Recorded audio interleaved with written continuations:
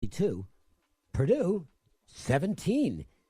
So you'd be getting, again, I'm not recommending that you do this, but in essence, based on those numbers, taking 3.5 with Purdue would be a good bet. It might be anyway. Best player on the floor is Purdue's point guard, whose name just slipped my mind. But he's a great player. He can shoot. He can score. He can control the ball. Veteran point guard, good player. Leonard Hamilton's maybe proven me wrong. I've had a negative image of Hamilton over the years as a big game coach. Started to shed some of that image last year. We'll see what he does here. This is a big game, and the Seminoles at times have not been reliable in settings like this, particularly as a favorite. You're talking about Carson Edwards? Carson Edwards, yes. Yeah. And Purdue was such a bad point spread team down the stretch last year. You remember? I mean, the Boilermakers were just burning their backers' money. And with teams like that they're not shy on talent, you always wonder, going into the next season, is there maybe a little bit of residual value with a team like the Boilermakers? Because much like the way when it comes to college football bowl season, a lot of times you're going to find some of your best bets on the teams that weren't great teams against the spread in the regular season. There's a residual value on those squads when it comes to December and January games. I feel like that may well be the case in college hoops for the teams that were particularly notably bad. And, I mean, this team was a money burner down the stretch. They kept on blowing leads and not covering. Yeah, it was, they covered 3 out of 4. But, again, the only close game they were in, Virginia Tech, they couldn't find a way to win that one. And, we saw the Hokies make a bunch of mistakes. Get forced into a bunch of mistakes by Penn State last night down the stretch. Purdue wasn't able to force those same kind of mistakes against Virginia Tech when they faced them just last week. And right here at the Thomas and Mack, the Running Rebels will play host to Valparaiso. And Valpo's glory days, they're in the rearview mirror, just like UNLV's. Valpo right now in the new NCAA net rankings, number 267. Not good. UNLV, 48. That's the highest I've seen the Rebels in anything. I don't care if it's 5 games in or not. That's. I don't think it's accurate. I don't think the Rebels are number 48 in the country, but at least it indicates they're playing some good ball. Something in those metrics showed up that pushed UNLV's ranking up, and we'll see if they can deliver on that tonight and get a good win over the Crusaders. I think it's a team they can handle. Yeah, and the whole thing with the days of Valpo making those runs,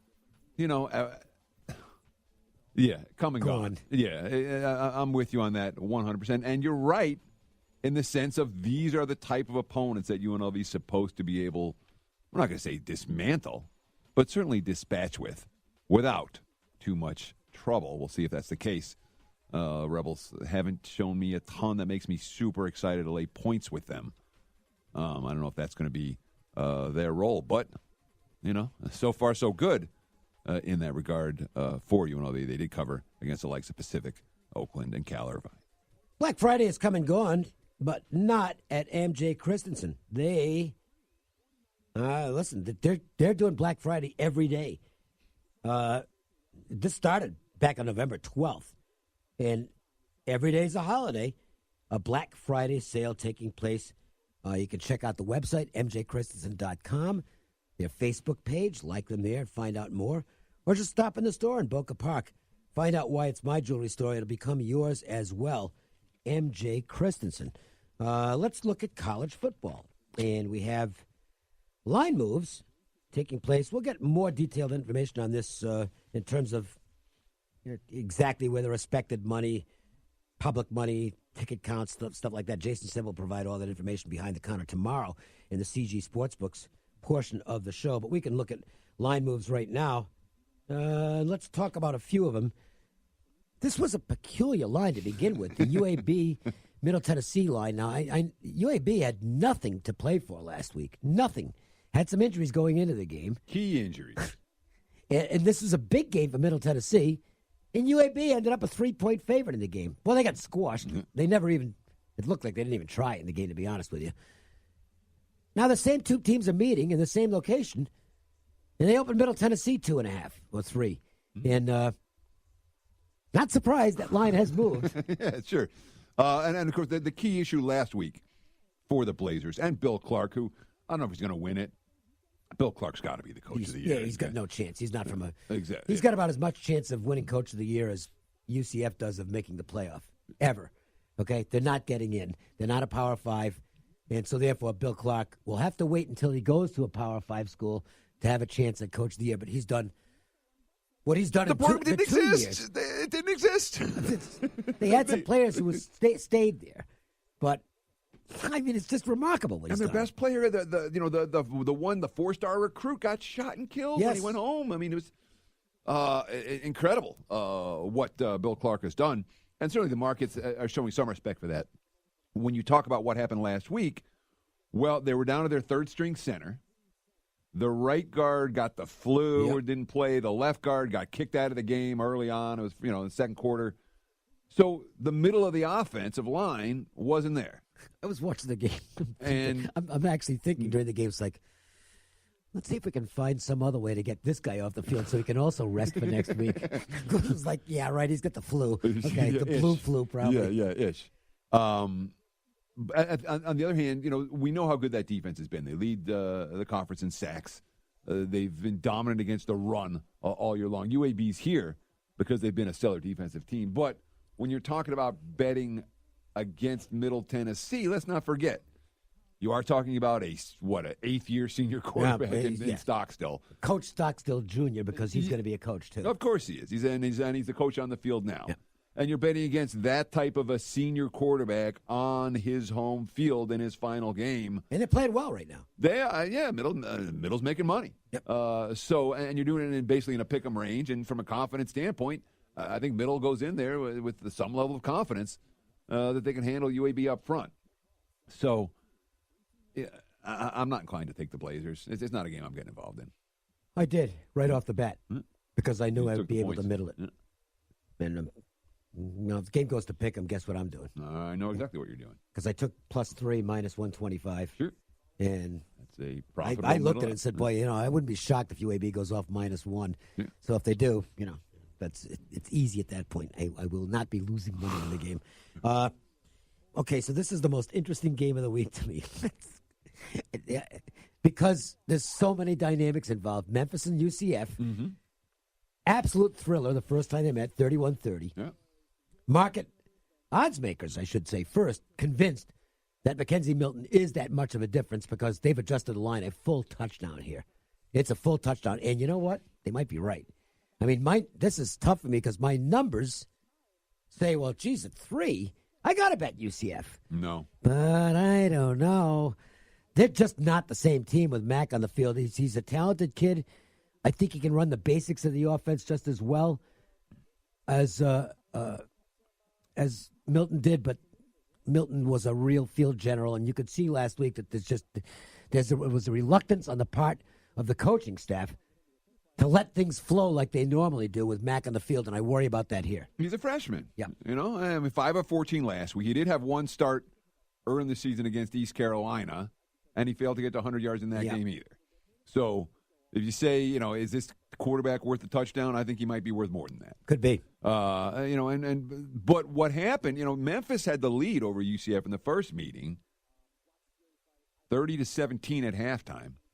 They lost 31-30. They didn't score a point after the break, which means UCF figured out how to stop Darrell Henderson. And that's the key for Memphis. Henderson, 8.6 yards per carry, which is insane. How do you do that?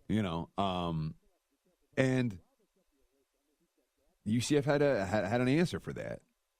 So it's something worth noting that the Memphis had played a half of football, didn't score a point against this defense once earlier. I lean under in this one. Georgia and Alabama. This was one where it's kind of like they put up a good number, but it was a bad number. Because I think they put up, in terms of the power rating, I think the original number on Georgia, Alabama was about where it should be. What do you see, a 10?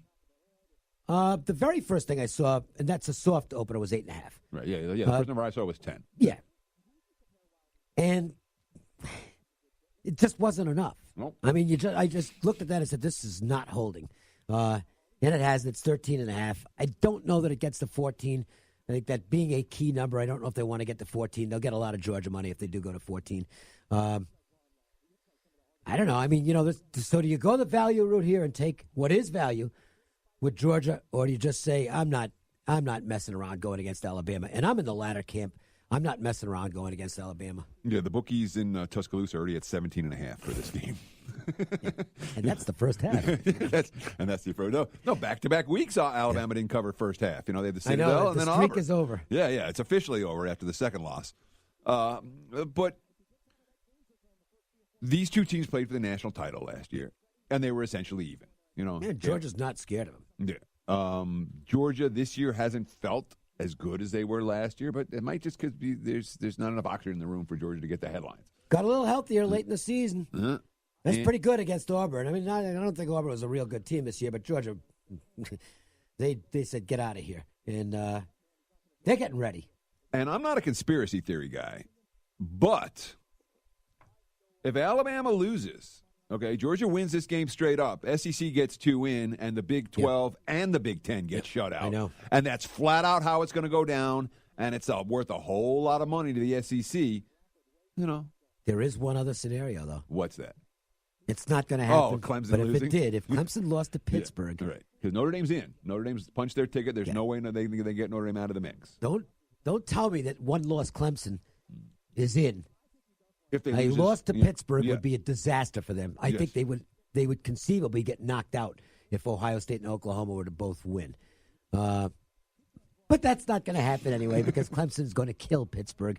Look, the only question is how much. It's a very bad matchup for Pittsburgh because they have to run the ball to be successful. Their passing game is a product of their running game, and you can't run on Clemson. They just won't let you.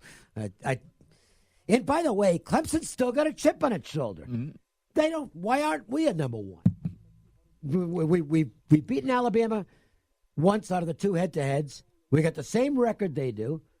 We've been beating the crap out of teams all year long. How come they're number one and nobody gives us a chance, by the way? They know they're big underdogs against Alabama. I don't want to mess around. No matter how much the points are, I'm not taking them. I'd only lay them. Well, you definitely want to check your weather forecast for this game. It's supposed to be big rain expected in Charlotte on Saturday. Heavy rain, torrential rains, all this kind of stuff. And if you want to talk about a way that Pitt can cover the number, if Clemson's team speed is negated by the conditions on the field, bang, Pitt covers the number because the game ends up 13-0 final. But Pittsburgh has to look. Their only chance in the game, I don't care what conditions it is, their only chance is big plays. They have to hit big plays. And, can you hit those in the rain? I don't know. I don't know. Can you hit them on dry land against BC? No. I mean, against Clemson. Because the team that you think about how. What team reminds you of Pitt is Boston College, where there's a run-based attack, a physical front. And you and I watched that game. With better players, though. Healthy Boston College has better players than Pitt. Right. And you and I watched Clemson go into Chapel Hill, or not, to Chestnut Hill. And BC had no chance. Nothing. They got a punt return. Sure. That's it. That was their whole, or a kickoff. I don't remember. And the QB got knocked out of the game, but it didn't matter. No, they were getting blown off the line of scrimmage with an elite offensive line with that Clemson defensive Luckiest front. Push they had all year. It's a problematic matchup for Pitt, no question. We have our Joe's Angle today coming up, and then Brent Crow talking college hoops next. The Las Vegas Sportsline. Yo, it's Steve Cofield. I've got back pain from time to time. The real problem? My feet. They're flattening out. I needed help, so I asked my pals at the Good Feet store for some advice. They talked about the 4 arches of the foot, and they told me my feet need to be exercised on a daily basis so I can avoid that back pain. And the same goes for you if you've got neck or leg pain. At the Good Feet store, the fix is more affordable than ever. Trying their 3-step system can change your life. They'll create a customized solution specifically to fit your needs, activities, and wardrobe. I just hit New Orleans on a 4-day vacation. I walked every day for 8 to 10 hours. I used the Good Feet exercisers and relaxers. I felt great the entire trip. You can feel like that too. Hit the Good Feet store any day, 7 days a week. The personalized fitting is free, and you can even leave the store for a test walk.